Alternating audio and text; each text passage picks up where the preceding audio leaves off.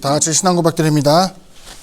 전능하사 천지를 만드신 하나님 아버지를 내가 믿사오며 그 외아들 우리 주 예수 그리스도를 믿사오니 이는 성령으로 잉태하사 동정녀 마리아에게 나시고 본디오 빌라도에게 고난을 받으사 십자가에 못 박혀 죽으시고 장사한 지 사흘 만에 죽은 자 가운데서 다시 살아나시며 하늘에 오르사 전능하신 하나님 우편에 앉아 계시다가 저리로서 산자와 죽은 자를 심판하러 오시리라.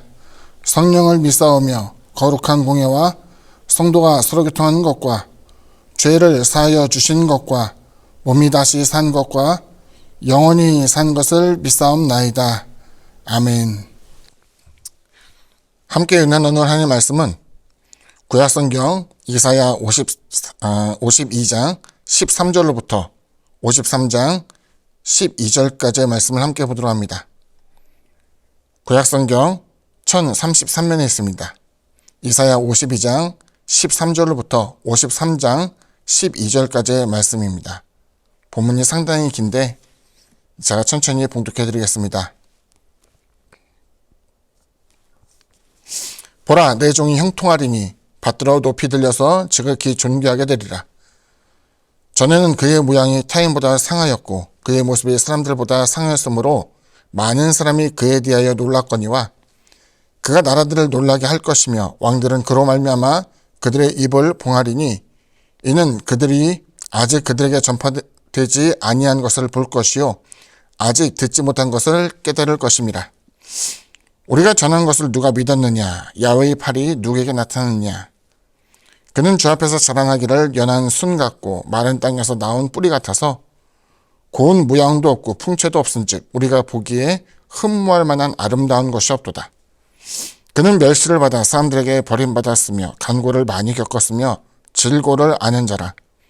마치 사람들이 그에게서 얼굴을 가리는 것 같이 멸시를 당하였고 우리도 그를 귀히 여기지 아니하였도다. 그는 실로 우리의 질고를 지고 우리의 슬픔을 당하였거늘 우리는 생각하기를 그는 징벌을 받아 하나님께 맞으며 고난을 당한다 하였노라. 그가 찔림은 우리의 허물 때문이요 그가 상함은 우리의 죄악 때문이라. 그가 징계를 받음으로 우리는 평화를 누리고 그가 채찍에 맞음으로 우리는 나음을 받았도다.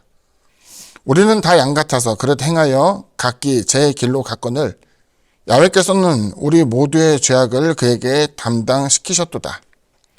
그가 곤욕을 당하여 괴로울 때에도 그의 입을 열지 아니하였으며 마치 도수장으로 끌려가는 어린 양과 털 깎는 자 앞에서 잠잠한 양같이 그의 입을 열지 아니하였도다. 그는 곤욕과 시문을 당하고 끌려갔으나 그 세대 중에 누가 생각하기를 그가 살아있는 자들의 땅에서 끊어짐은 마땅히 형벌받을 내 백성의 허물 때문이라 하였으리요. 그는 강포를 행하지 아니하였고 그의 입에 거짓이 없었으나 그의 무덤이 악인들과 함께 있었으며 그가 죽은 후에 부자와 함께 있었도다. 야훼께서 그에게 상함을 받게 하시기를 원하사 질고를 당하게 하셨은즉 그의 영혼을 속건제물로 드리기에 이르면 그가 씨를 보게 되며 그의 날은 길 것이요 또 그의 손으로 야훼께서 기뻐하신 뜻을 성취하리로다. 그가 자기 영혼에 수고한 것을 보고 만족하게 여길 것이라. 나의 의로운 종이 자기 지식으로 많은 사람을 의롭게 하며 또 그들의 죄악을 친히 담당하리로다. 그러므로 내가 그에게 존귀한 자와 함께 몫을 받게 하며 강한 자와 함께 탈취한 것을 나누게 하리니 이는 그가 자기 영혼을 버려 사망에 이르게 하며 범죄자 중 하나로 헤아림을 받았습니다. 그러나 그가 많은 사람의 죄를 담당하며 범죄자를 위하여 기도하였느니라. 사실 이제 오늘 설교는 종이노래 4번째 시간인데 본문 말씀으로도 충분히 설교가 이루어질 수 있다고 생각합니다. 그냥 이 본문의 말씀을 읽기만 해도 마음이 울컥울컥 하는 생각을 이제 들게 하죠. 성경에 보게 되면은 여기에는 하나의 이야기가 있습니다. 이제 스룹바벨에 대한 이야기였는데 흔히 이제 솔로몬 성전 이것은 잘 기억하고 있을 거예요. 하지만 바벨론이 침략하게 되었을 때 히스기야 왕이 바벨론 사신에게 성전에 있는 여러 보화들을 보여준 것이 하나의 화근이 되었던 것으로 이제 추측합니다만, 성전이 이제 무너지게 되었죠. 솔로몬의 성전은 무너지게 되고, 예루살렘에 있던 고위 관직에 있던 사람들, 그리고 그의 자녀들이 다 끌려가게 되었죠. 포로로 끌려가는데 뭐 모든 사람이 포로로 끌려간 것은 아니겠지만, 그 남왕국 유다의 구심점이 될 만한 사람들은 다 바벨론으로 끌고 가게 되었고, 그 예루살렘에 남아있는 사람은 주위에 있던 다른 이민족 혹은 이제 남왕국 유대의 사람이라 할지라도 힘이 없는 구심점이 될 만한 사람이 아닌 별로 대단하지 않은 사람들만이 남게 된 것을 이제 추측해 볼 수가 있죠. 자, 그러던 차에 이제 성경에서 보게 되는 70년 내 포로 생활을 마치게 되고 하나님께서는 그들이 귀환하게 될 것을 이미 예레미야를 통해서 이제 알게 해 주었어요. 다니엘이 예레미야의 글을 읽으면서 이것을 또한 깨닫게 되고, 실질적으로 이제 고레스 왕의 칙령, 그리고 시간이 지나서 이제 페르시아의 그 왕이 명령을 내려서 예루살렘에 들어갈 수 있는 길을 열게 합니다. 자, 문제는 그 가는 과정 가운데 사람들이 얼마나 저항이 거센가를 이제 보여주고 있는 거예요. 예루살렘에 들어갈 수 있는 길이 열렸지만 이것을 믿고 또 소망했던 사람은 가게 되었을 것이고, 70년이라는 세월이 굉장히 길잖아요. 그러니까 이미 그 바벨론에서 정착이 된 거예요. 우리는 그곳에 가기 싫어요. 하지만 가고자 하는 사람들에게 꿈꾸는 것처럼, 시편에 있는 것처럼 우리가 이제 남방 시내를 돌아서 쭉 오게 되는데, 정말 꿈꾼 것처럼 우리가 다시 귀환하게 되었다, 기쁘다, 뭐 이렇게 표현하는데, 여기 보게 되면은 그와 같은 사람들이 모여서 이제 예루살렘 정착하는데, 현실은 뭐냐면은 참담한 거예요. 무너져 있고 회방하는 사람들은 잔뜩 있고, 그들은 예루살렘으로 다시 돌아왔는데 여기는 이제 낙원으로서의 예루살렘이 아니라 폐허가 된 예루살렘, 거기서 이제 먹고 살기 위해서 애를 쓰는 같은 장면이 보여지게 되는 거죠. 우리가 잘 아는 것처럼 느헤미야도 있고 이제 스룹바벨 뭐 등등에 대한 사람들이 이제 모여서 하나님이 맡기신 일을 하나씩 하나씩 진척해 나가게 되는데, 뭐 성벽을 세운 것과는 다르게 이제 스룹바벨 같은 경우는 이제 정치적인 지도자가 되어서 거기에서 성전을 재건하는데 이제 노력을 하게 됩니다. 그건 이제 스룹바벨의 성전이라는 것이 여기서 이제 나오게 되는 거예요. 자, 스룹바벨의 성전을 짓게 되는데 유대인에게는 이것이 구심점 역할을 하게 되는 거죠. 다른 이민족이 생각했을 때는 이거 완공되게 되면은 틀림없이 유대인들은 뭉칠 것이고 또 힘을 갖게 될 것이고, 이것이 그에겐 결코 좋지 않은 거예요. 여기는 이제 안팎으로 두 가지 적이 있었는데, 하나는 주위에 있던 이민족은 이것을 회방하기 위해서 오히려 이 부분에 대해서 이것이 그 왕이 명한 것이 진짜로 맞냐라고 해서 조서를 꾸미면서 회방하게 되었고, 그 부분에 있어서 이제 스룹바벨은 많은 모함을 받게 되는 것이죠. 동족의 위험도 있었어요. 뭐냐면은 폐허가 된 예루살렘에서는 자기 자신의 가정을 돌보는 것도 빠듯한데, 성전을 만드는 것에 대해서 그들은 결코 호의적이지 않았죠. 관렸기 때문에 조서를 가지고 흔히 말하는, 야, 너 이렇게 생업에 종사하고 있지만은 징벌, 다시 말하면 이제 이스라엘을 갖다가 징집하여 가지고 성전을 만드는 일을 이제 시키게 되는 거예요. 보상은 충분하지 않았겠죠. 그러니까 사람들이 이것에 대해서 싫어해요. 미워해요. 스룹바벨이 자신의 삶을 번거롭게 한다고 생각하고 이 부분에 대해서 미워하게 되는 거예요. 점차 성전이 이루어져 갑니다. 완공을 앞두게 돼요.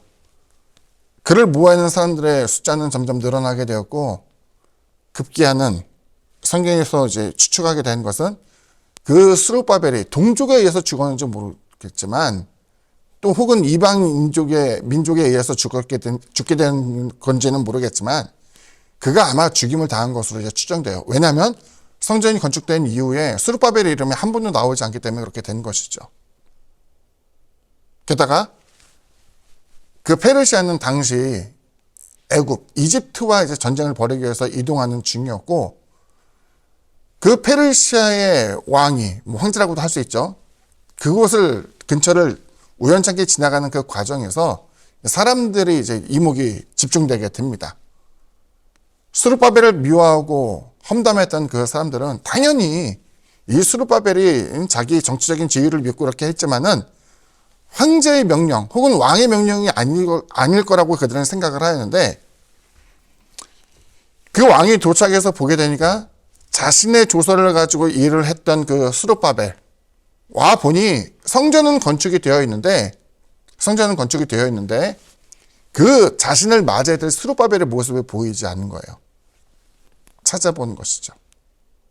그리고 오늘 나타나는 본문처럼 그 사람은 고운 풍채도 없고 아름다운 것 자체가 없다. 마른 땅에서 나오게 되는 줄기 혹은 그와 같은 비루한 뿌리와 같아서 사람들이 볼 때 전혀 애착을 가질 만한 그 같은 외형이 아니었다라고 이야기합니다. 심지어 그 종은 고난을 당하고 미움을 받고 사람들에게 죽임을 당하게 되는데, 이 부분에 대해서 왕이 스룹바벨의 편을 들게 되니까 그 사람은 말 그대로 난리가 난 것이죠. 한번 생각해 봅시다. 왕이 사신을 보내어서 어떤 일을 하라고 했는데 그 사신을 잡아서 죽였어요. 그 사신을 죽인 사람은 어떻게 되겠어요? 죽임을 당해야 된단 말이에요. 그러니까 아마도 스룹바벨을 죽이는 사람이 유대인이었을 것이다라고 이야기하는 것은 그의 죽음을 보면서 그 왕이 느꼈던 감정이 굉장히 복잡했었다라는 거예요. 자신의 조서임에도 불구하고 따르지 않는 그 사람들을 쓸어버릴 수도 있었을 거예요. 왜? 애굽의 전쟁을 하기 위해서 사람들을 모아서 갔기 때문에 필요하다면 그 지역을 초토화시킬 수도 있었을 거예요. 그런데 여기 보게 되면은 그 왕 혹은 황제는 그 같은 일을 행하지 않습니다. 뭐냐면은 스룹바벨이 그렇게 원했던 것이 무엇인지를 아는 거예요. 성전을 세우는 것. 파괴가 아닌 성전이 세워지는 것을 원했고, 성전이 세워지면서 동족들에게 할 수만 있다면 신앙을 고취시키며 그들에게 구원을 가져다 주고자 했던 것이 스룹바벨의 바람이었던 거예요. 황제는 고심 끝에 그들을 용서하기로 작정합니다. 그리고 생각하기를 그 성전 가운데 가장 먼저 드려진 제물이 마치 스룹바벨이라 생각을 하면서 그들의 모든 죄와 허물을 용서해 주기로 한 거예요. 여기 나타나는 내용이죠. 4절 이하입니다.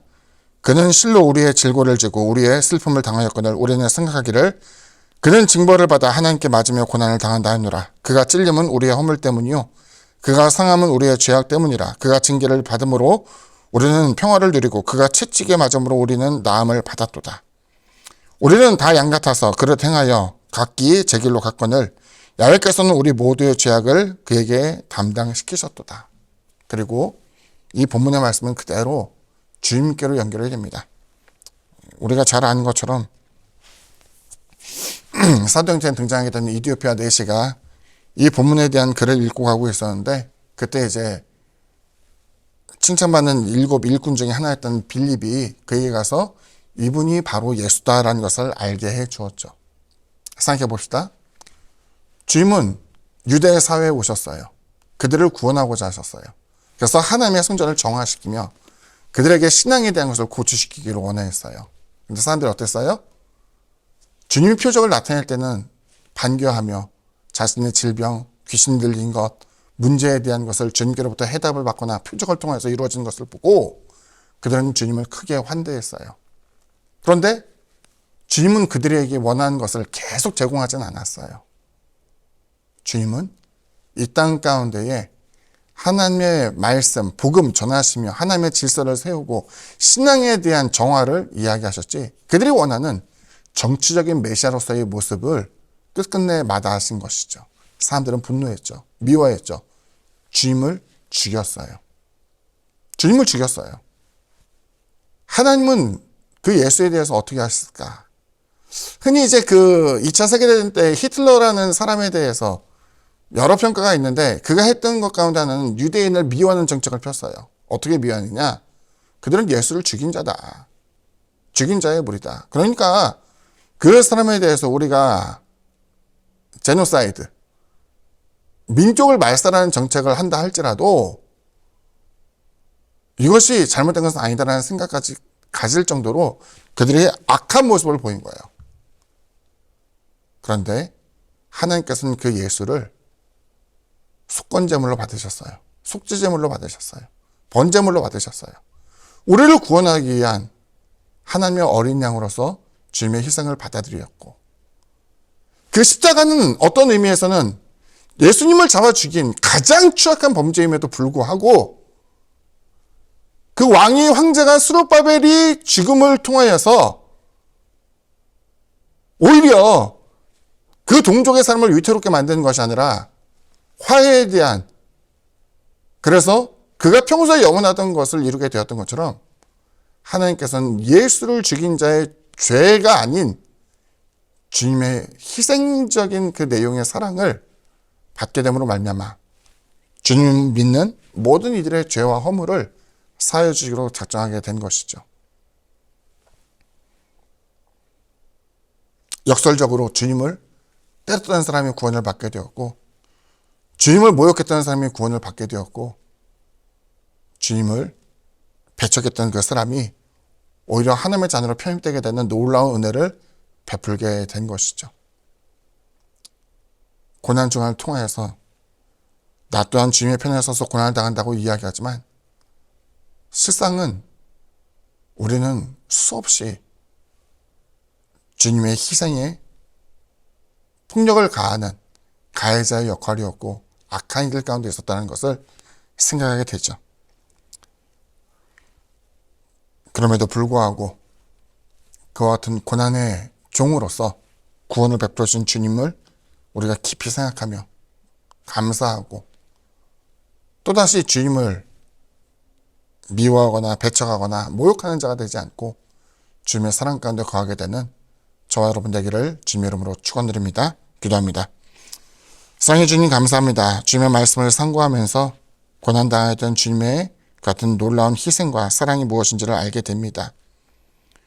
때로는 우리 역시 선을 향하며 고난을 당할 수 있고, 그럼에도 불구하고 내게 선대한 자에게 복을, 내게 악을 행한 자에게 악한 형벌이 내리기보다는 우리가 선을 향하며 베푸는 모든 이들에게 하나님의 은총이 임할 수 있도록 주님의 대속의 은혜를 본받는 우리가 될 수 있도록 도와주옵소서. 한없이 부족하기 때문에 그런 것을 감히 할 수 있다라고 할 수는 없겠지만 적어도 우리들이 지금 갖고 있는 그 사랑의 마음의 진실됨을 다시 한번 기억하여 주시고, 우리가 속한 가정, 사업장, 이웃, 교회 공동체, 더 나아가 나를 핍박하는 사람에 대해서 그 영혼까지도 하나님께서 살펴주시사 그들에게도 하나님의 위로와 은혜가 임할 수 있도록 은총 베풀어 주옵소서. 예수님 이름으로 기도드립니다. 아멘. 하늘에 계신 우리 아버지여, 이름이 거룩히 여김을 받으시오며 나라가 임하시오며 뜻이 하늘에서 이루어진 것 같이 땅에서도 이루어지이다. 오늘 우리에게 일용할 양식을 주시옵고 우리가 우리에게 죄 지은 자를 사하여 준 것 같이 우리 죄를 사하여 주시옵고 우리를 시험에 들게 하지 마시옵고 다만 악에서 구하시옵소서. 나라와 권세와 영광이 아버지께 영원히 싸움나이다. 아멘.